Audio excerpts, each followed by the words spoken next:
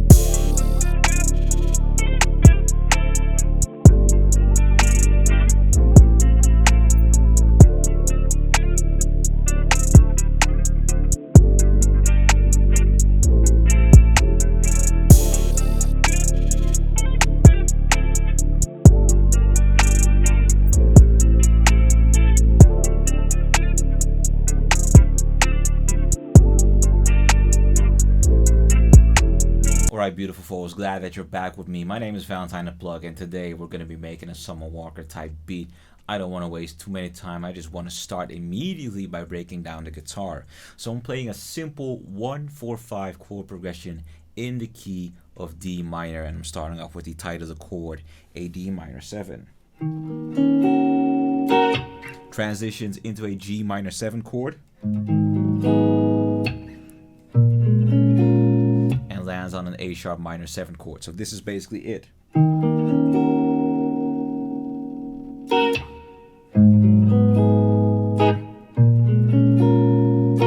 However, as y'all have been able to hear in the preview, I spice it up using a couple of techniques. First of them is of course hammer-ons.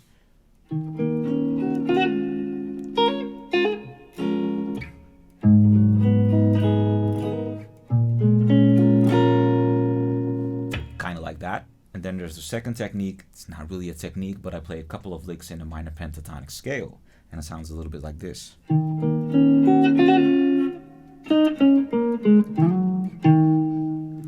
then there's another one which sounds like this.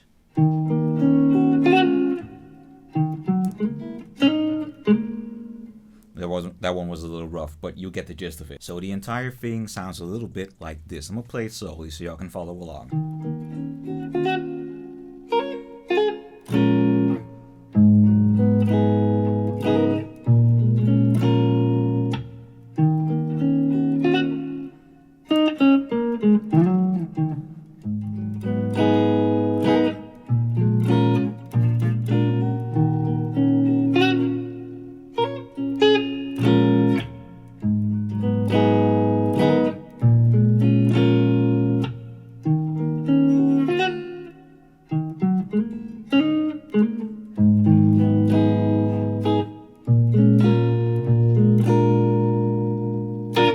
Right now, beautiful people, so we got our guitar chord progression set, and we got it here stacked nicely in FL Studio, sent to a mixer track which has cymatics origin on it, neutron freeze equalizer, making a couple of big cuts, dynamics, just a compressor, a little reverb and delay, and that's what I'm rolling with today. So the second thing that we're going to do is lay down some piano chords just to supplement the sample.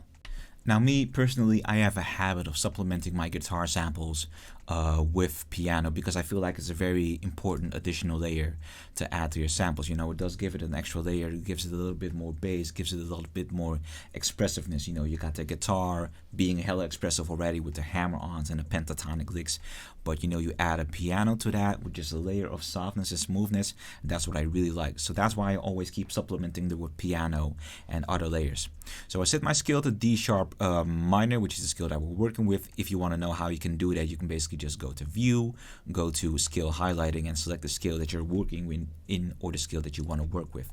Now we already established that we're working with a 1-4-5 chord progression, and we're also adding, which is what I forgot to tell you, at the end of the phrase, we're adding a dominant 7 chord. So those are the 4 chords that I need to be laying down. So I'm going to mute the mic and we're just going to lay down the chords.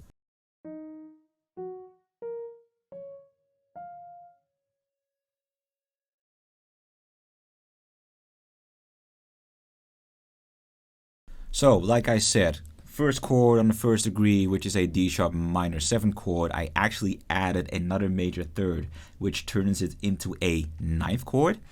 I'm rocking with a 9th chord here as well, but I think I'm just going to invert this one and kick down this B, kick it down just a little bit. And I'm also going to be inverting these two, and I'm going to be adding a C sharp at the bottom, because I want it to be similar to the guitar in terms of movement, and I feel that it might clash when the chord progression is going up, with those 9s and 7s being stacked. So that's why. Now I'm going to be copying pasting this because I do need to add the dominant 7th. So we're going to be starting off with a regular A minor 7 chord. This is an A sharp minor 7 chord, excuse my French. We're going to be taking this third and we're going to be raising it, and that gives us an A sharp dominant 7 chord, and we're going to be kicking these two down as well. We're going to be selecting them and hitting Control L just to lengthen all of the notes. We're going to mute the mic and let's see what we got.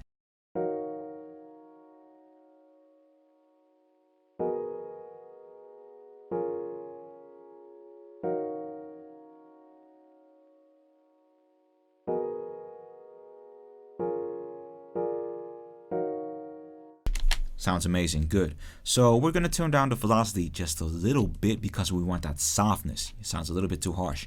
I'm also going to be hitting Alt and S just to strum a couple of chords. What I like to do since recently is that, the big long chords, I add a lot of strum to them so that you have a lot of delay in between the notes. And for the shorter chords, I'm just going to add a little bit, just a little bit of strum to them. Give them a little bit more flavor, humanize them just a little bit. But I don't want the big strumming effect to be prominent on all the chords because that's kind of too much if you ask me.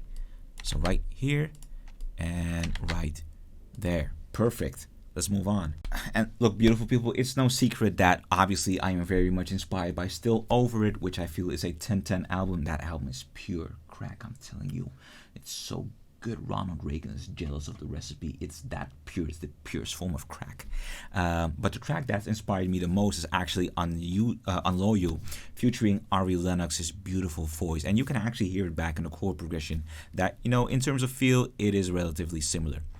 Now then, what I'm going to be doing, I'm going to be opening a instance of Analog Lab because I am looking for a pad, and I got kind of a very stringy, airy pad in mind that I want to combine with what I already got. After that, I'm probably going to be looking for a vocal sample, and then we're just going to be laying down the drums. I went ahead and turned on the lights a little bit because it was getting kind of dark in here. So I did say that I wanted the pad. Eventually I ended up going into the Loophole kits, and I went for the Oh My R&B patch, which is really, it's really pure sine goodness, and I really like it. So I'm going to put a little bit of crystallizer on this baby, add some granular synthesis to the delay, make it a lot more granular, make it a lot more wavy, make it a lot more airy, turn down the settings just a little bit, see what it sounds like.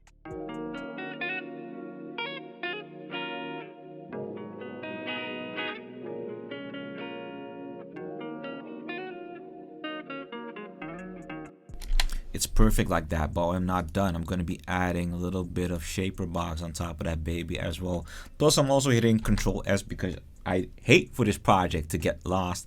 I am going to add a little bit of filter shaper to that baby. See if we can give it a little bit of movement, make the pad a little bit more dynamic. Hopefully like this.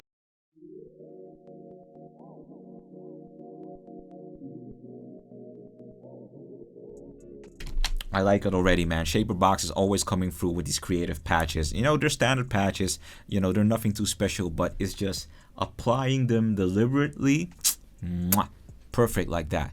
So I am also probably going to be adding a little bit of chorus to this pad, and then I'm done. Then it's a wrap, B.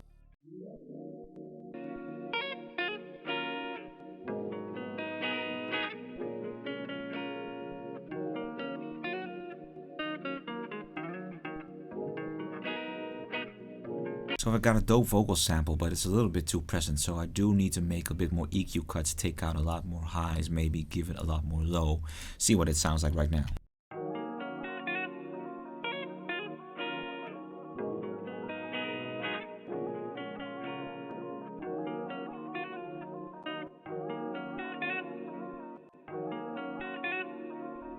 I like it that way. I'm gonna check what happens if I turn down doubler, and I'm gonna add an instance of little alter boy.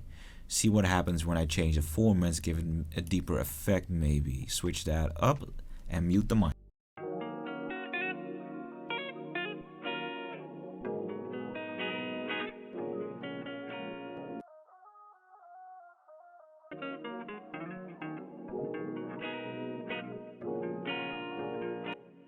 Now, one thing that I gotta account for is the way that I'm applying this vocal sample. It may not seem like a lot to you, but you know, what I've noticed in Summer Walker's beats, especially the productions on Still Over It, the production isn't dark, right? So that means that, you know, down-pitch vocal samples, they don't exactly have a place when you're trying to recreate that vibe. I wouldn't say that the sound is exactly bright, but it's airy. I feel that ever since Girls Need Love Too, people have been characterizing her production style, the beat she uses, as very airy, and I'm inclined to agree with that. So it's a very airy and open production style, which really complements her voice. So no, not too much formant shifting. I'm gonna set it at -2 and call it a day. And people do take care to, you know, when you're making type beats, when you're trying to emulate an artist's sound or their producer's sound, you know, take into account, you know, the general feel of the production, because that's very important. Okay, so the last thing that we're going to do before we are proceeding to give you what you need is just add a little bit of cymatic origin on the piano, because I do like that decayed sound on pretty much all of my instruments, and it's easily becoming my favorite downsampling plugin. I'm going to add just a little bit of phases on this baby, just a little bit. So I'm going to dial back this knob. And I'm probably also just going to be adding a little bit of little plate, because I do want my pianos to be spacious. Turn down the wet knob just a little bit and do a double check to see what it sounds like.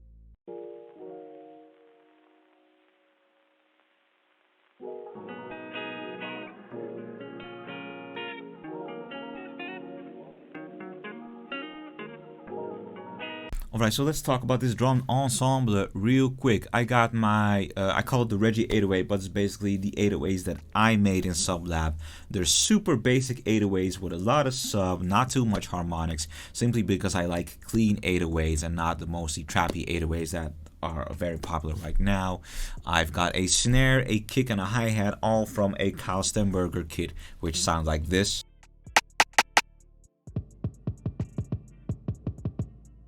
Oh, I think this one is actually, yeah, routed to a track which still has guitar rig on it. That's no bueno. Get off. Get off the track. Get off the track.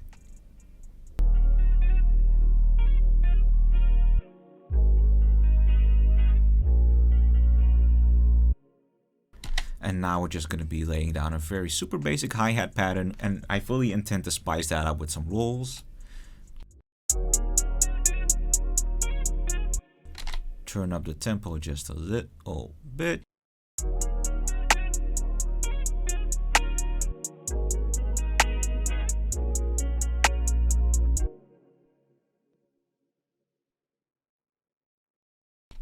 Of course, there's a easier way to do this, but I don't know. I just when I'm thinking of drum patterns and ideas, I just like to do this. Just input everything manually. I'm old-fashioned like that.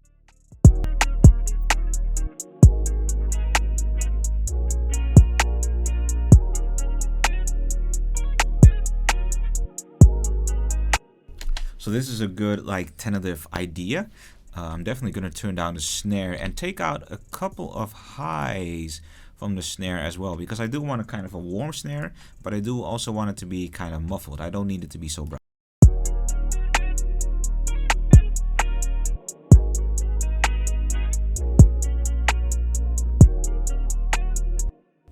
And another cool thing that I sometimes like to do with my drums is take out, and this is a plugin that I've hardly ever used in my videos, but that's Neutron Freeze Transient Shaper. I'm going to set it to learn, so it's going to listen to the snare and determine where the transients are, and then we're going to play around with that just a little bit, because that'll help me determine which elements of the snare, be it the low end, the mid end, or the high end, or the transients in those frequencies that I want to be more prominent in my snare.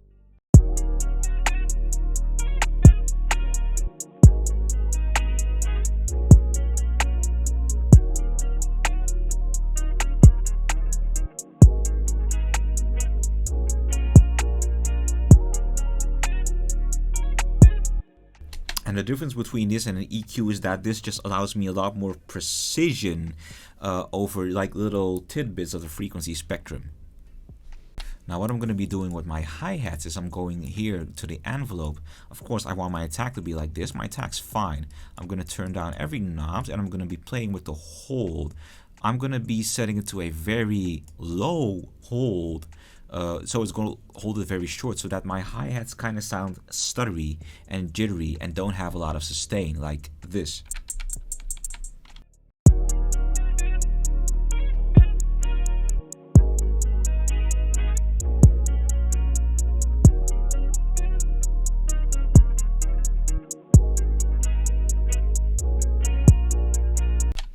Now, there's a lot that you can do with your hi-hats, and trust me, this is not the video to discuss because we're making R&B and not hi-hats.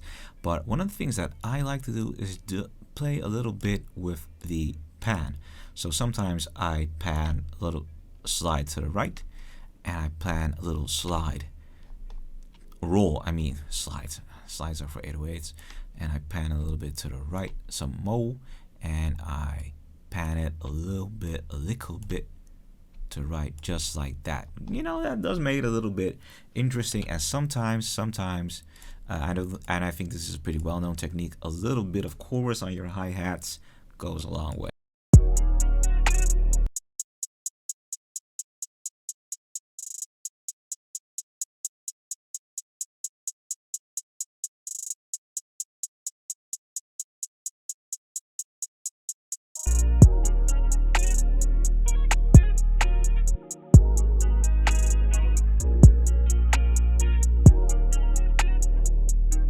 Alright, beautiful folks, we got our guitar, we got our piano, we got our smooth sign pad, we got our vocal samples, and we got a banging to the point essential drum beat.